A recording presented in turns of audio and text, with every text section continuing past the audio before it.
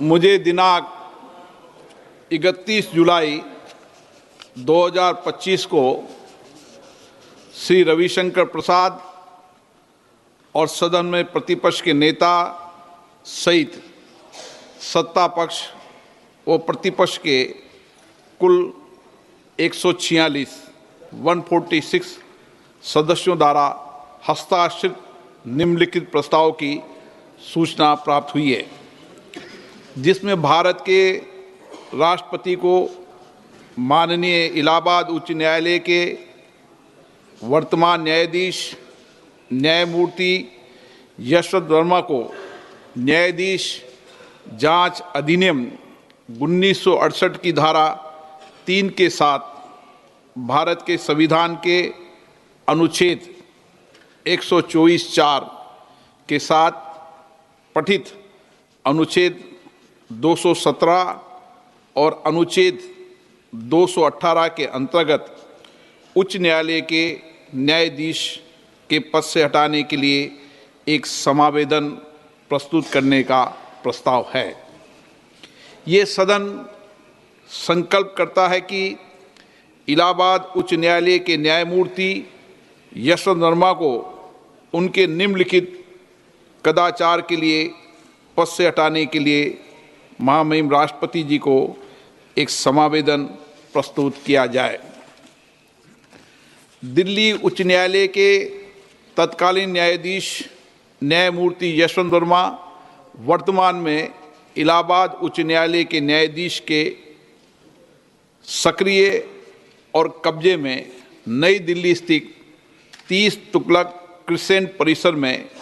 आग लगने के कारण अस्पष्टीकृत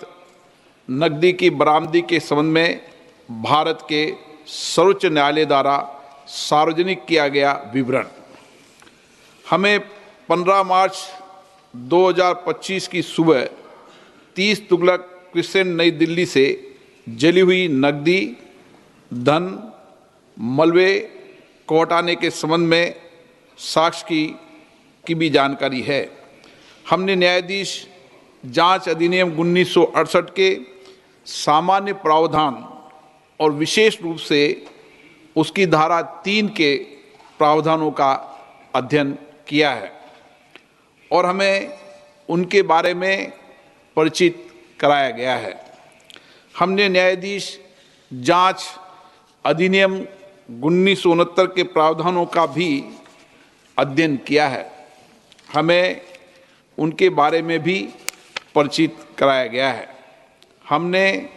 सी रविचंद्र अय्यर बनाम न्यायमूर्ति A.M. भट्टाचार्य एवं अन्य 1995 5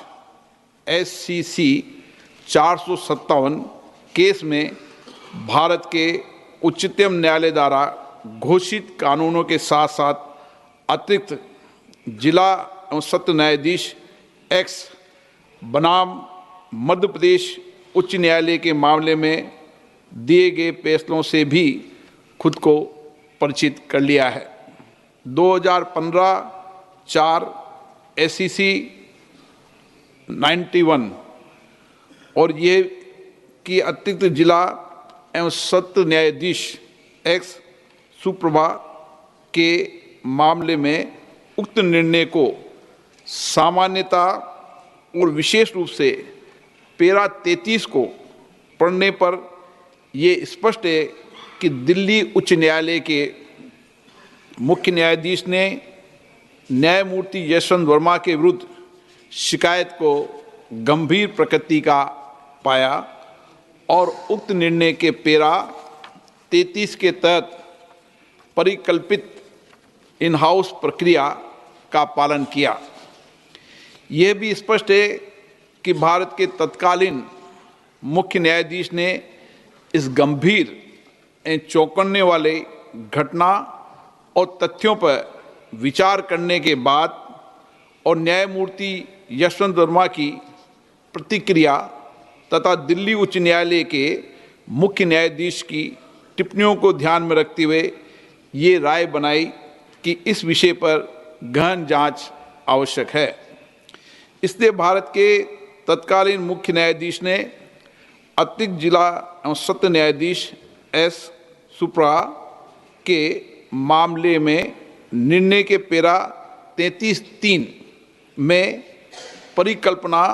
के अनुसार एक 3 सदस्यीय समिति का गठन किया गया। हमें यह भी याद है कि भारत के माननीय तत्कालीन मुख्य न्यायाधीश ने समिति की रिपोर्ट भारत के महामहिम राष्ट्रपति और भारत के माननीय प्रधानमंत्री को भेजी है। ये स्पष्ट है कि भारत के माननीय तत्कालीन मुख्य न्यायाधीश ने अतिरिक्त जिला एवं सत्र न्यायाधीश एस सुप्रा के मामले में फैसले के पेरा 33(7) के प्रावधानों के अनुसार कार्य किया है, जो स्पष्ट रूप से भारत के तत्कालीन मुख्य न्यायाधीश की राय को दर्शाता है कि पेरा 33(3) के तहत गठित समिति की रिपोर्ट में पाए गए आरोप इस प्रकृति के हैं कि उक्त न्यायाधीश को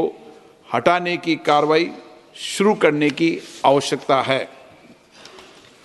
उपयुक्त तथ्यों के अवलोकन और सार्वजनिक रूप से उपलब्ध तथ्यों, न्यायमूर्ति यशवंत वर्मा के कब्जे वाले और उनके नियंत्रण में स्थित आधिकारिक परिसर से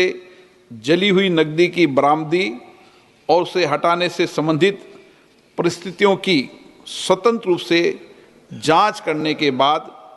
हम स्वतंत्र रूप से ये भी पाते हैं कि भारत के संविधान के अनुच्छेद 124 के साथ पठित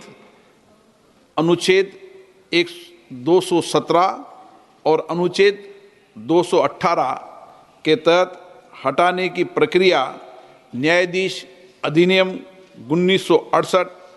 और उसके तहत बनाए गए नियमों के अनुसार शुरू की जानी चाहिए। वेदाक चरित्र